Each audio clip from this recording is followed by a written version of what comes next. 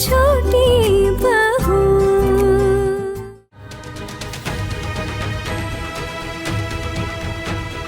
क्या मैंने कुछ गलत कह दिया? अब पुरानी बातें याद दिलाकर मुझे आप शर्मिंदा मत कीजिए शुतुदा। मेरी मर्जी कहाँ चली थी तब, और फिर औरतों की इच्छाओं की कदर ही कहाँ है समाज में। खैर छोड़ दीजिए सारी पुरानी बातें, जो बीत गया सो बीत गया। मैं खराब पति नहीं होता, अच्छे से देखभाल करता तुम्हारी, इतना भी निकम्मा नहीं था मैं। अभी तो ये सब सुनना भी पाप है मेरे लिए। घर गृहस्थी संभालती हूँ और अपने पति के साथ कितने सालों तक गृहस्थी संभाली है मैंने, चाहे वो जैसे भी थे, लेकिन मेरे पति थे। बहुत कुछ सहा मैंने उस घर में, लेकिन कभी किसी की तरफ आंख उठाकर नहीं देखा। वही मेरे लिए सब कुछ थे। अरे मैं तुम्हारे पति के साथ कोई कंपटीशन नहीं कर रहा हूँ, बस यूं ही कह रहा था, मजाक समझ लो। अब ऐसा मजाक मत कीजिए, उम्र हो गई है, दिल कमजोर हो गया है। तुम्हें अब भी घबराहट होती है? हाँ, औरत हूं ना, उम्र बढ़ जाती है शुतुदा, लेकिन सोच विचार करने की क्षमता बिल्कुल बच्चों जैसी ही रहती है। नहीं तो क्या? आपके लिए जो मजाक है वो मेरे लिए नहीं है।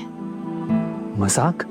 अरे कई बातें मजाक में कह देनी चाहिए, नहीं तो समाज के लोगों तक खबर पहुंच जाती है।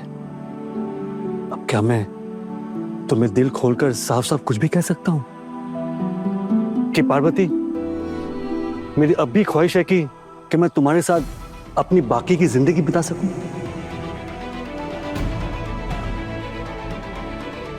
तुम्हें ना पाने की कश्मकश लेके जी रहा हूं मैं। भले ही गृहस्थी संभाली है, फिर भी बचपन में एक लड़की से प्यार कर बैठा था मैं, आज तक भूल नहीं पाया उसको। अभी तो उम्र के आखिरी पड़ाव पर आ चुके हैं हम। अब तो नहीं कह सकता हूं कि चलो ना हम अपनी बाकी की जिंदगी एक साथ बिताते हैं। कम से कम जितने दिन बचे हैं खुश रहेंगे।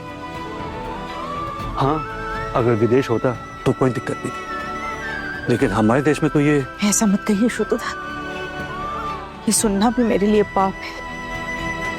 इस उम्र में इस विधवा से ये पाप मत करवाइए। तुम विधवा और मैं विधुर, आज तक पूरी जिंदगी अपने कर्तव्यों का पालन ही तो करते आए। आज तक हमने किसी के साथ धोखा नहीं किया, और अब तो हमारे अपने रहे भी नहीं इस दुनिया में, इसलिए बस कभी कभी ऐसे सोच लेता हूँ। आपके पाँव पड़ती हूँ, ईश्वर के लिए चुप हो जाइए, मत कहिए ये सब मेरे सामने। औरतों को गृहस्थी संभालने का बड़ा लालच होता है। भले ही पति इस दुनिया में नहीं रहे, लेकिन घर गृहस्थी संभालने का मौका पाते ही खुद को रोक नहीं पाती हैं औरतें। फिर चाहे कितनी ही अड़चन क्यों ना आ जाए, कूद पड़ती है अपने परिवार संभालने के लिए। और फिर मैं अपने हदों से बाहर नहीं निकलना चाहती हूँ शुतुदा। मैं खुद को संयम में रखना चाहती हूँ। संयम में रहने की कोई जरूरत नहीं है। दिल की हसरतों के लहरों के सामने संयम टिक नहीं पाएगा। लेकिन तुम फिक्र मत करो, मैं तुम्हारी जिंदगी में ऐसी लहर नहीं बनूंगा जो तुम्हें झंझोड़ कर रखते हैं। बस कभी कभी मुलाकात होती रहे तो बाकी की जिंदगी सुकून से बीत जाएगी।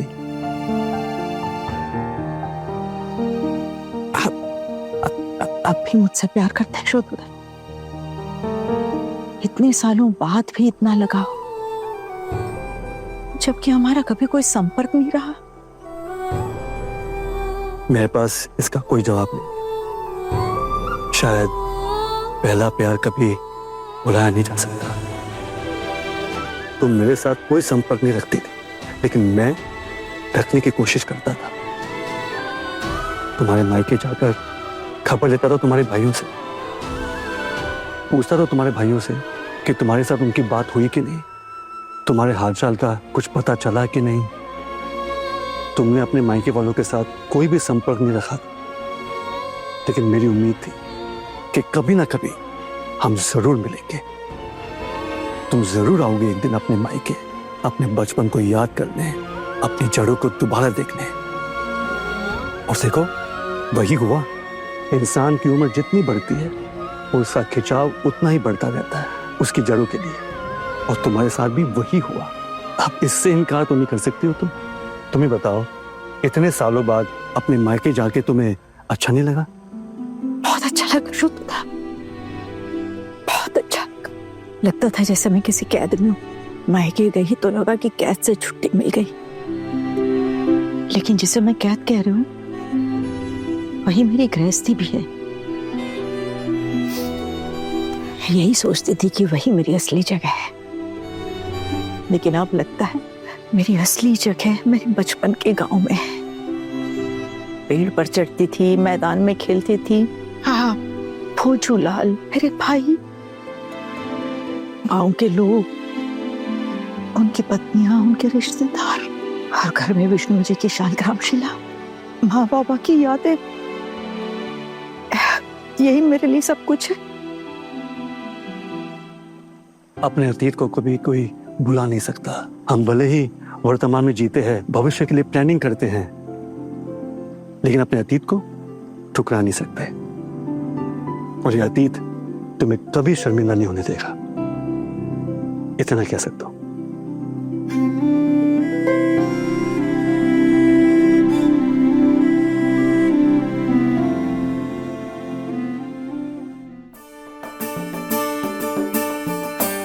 हमारी शोना दीदी कितनी अच्छी साइकिल चलाती है। देखना, ये कंपटीशन तो वही जीतेंगे। मैं तो यहाँ से हिलने वाली नहीं हूँ। ये आपके लिए।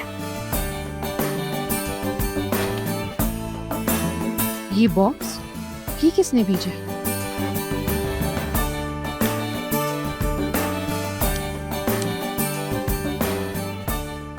7 अक्टूबर का इनविटेशन शाम 7 बजे।